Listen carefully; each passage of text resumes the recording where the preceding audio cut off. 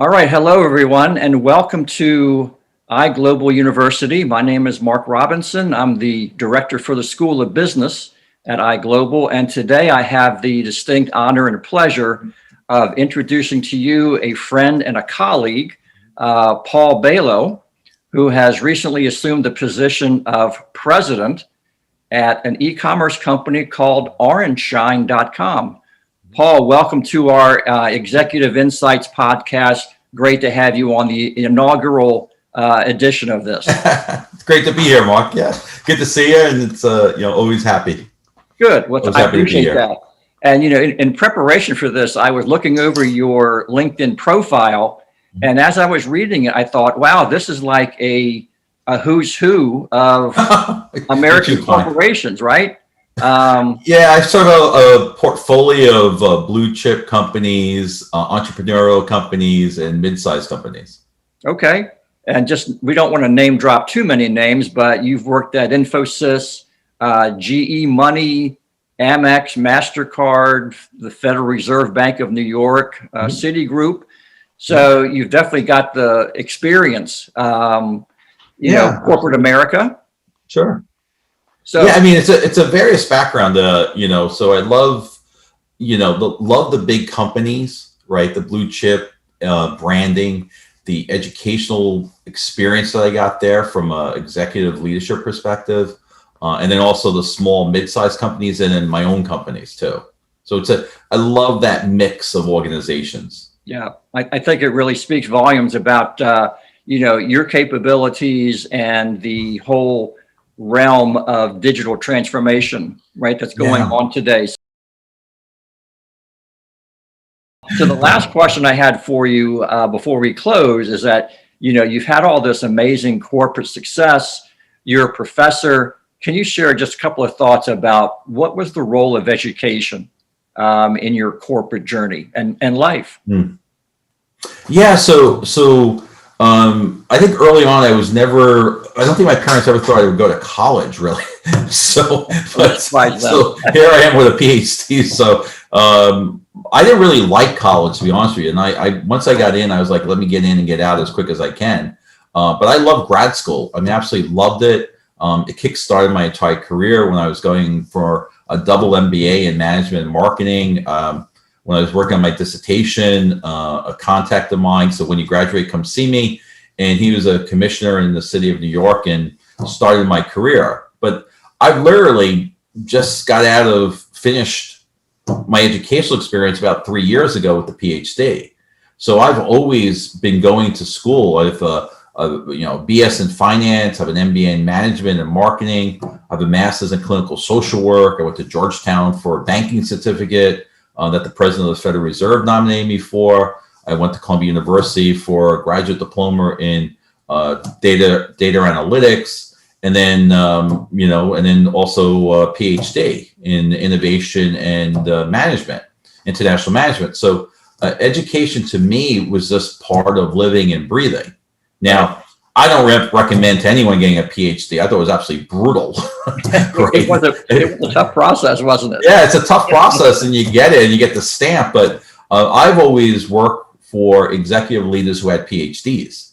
So that was really the driving force of my career. But the most interesting degree I had, which everyone asked me about, is how, I spent 6 years getting a master's in clinical/medical social work. But I was always, after the MBA, I was hungry to learn more about group dynamics and what drives organizations. And that degree alone, I mean, it's really, it should be an MBA, MSW should be mandatory of some of the classes because it's all about people, right? And the driving force behind it.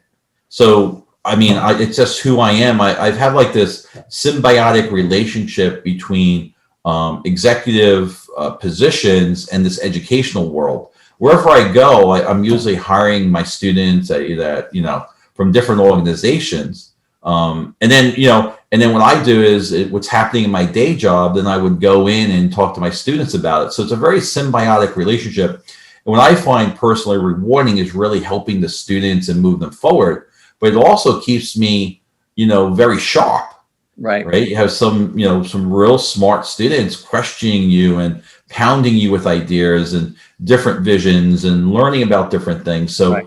to me, it's always been a symbiotic relationship. I've never had one with the other. I don't think I could survive just being an executive without the education.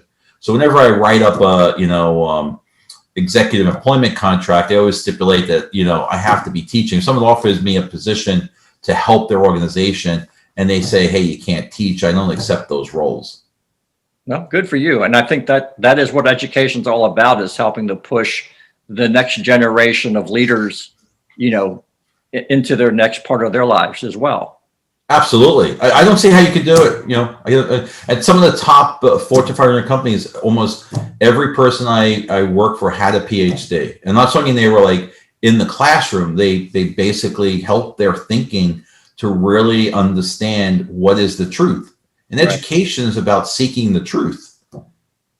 So Sure. in what you're doing and helping your students is absolutely fantastic, right? I mean, it's really opening their eyes to what, in parallel about the career and about how you learn. But, I don't see it ending, right? There's no way I could be an effective executive leader without constantly learning, either, being honored here with you to talk about this, or to write articles, or to give speeches, or to read books, or to lecture, right? I mean, it's a symbiotic relationship between the world of work and the world of education. Yeah. And we always have to keep, no matter how current our information is or certificates are, we have to constantly be reinventing ourselves to kind of stay relevant. So absolutely. Yeah. Both the educational institution and the person and the student, right? So the certificate programs have to keep abreast of what's going on in the workplace. The students have to constantly be engaging and understanding that things are constantly changing. And most people hate change, as we started the conversation. Exactly. Well, I'm sure we could talk about these and other topics for hours and hours, but we've each got another life to lead. But Paul, thanks so much for being part of this wonderful experience here at iGlobal University. It was a pleasure to interview you, share with our students your passion for, digital transformation, your educational career process. So we thank you so much for taking time out of your busy schedule. Mark, thank you for having me. Greatly appreciate it. All right, Paul, catch up later. Have a great rest of the day. Thanks, Mark. Cheers. Bye-bye. Bye-bye.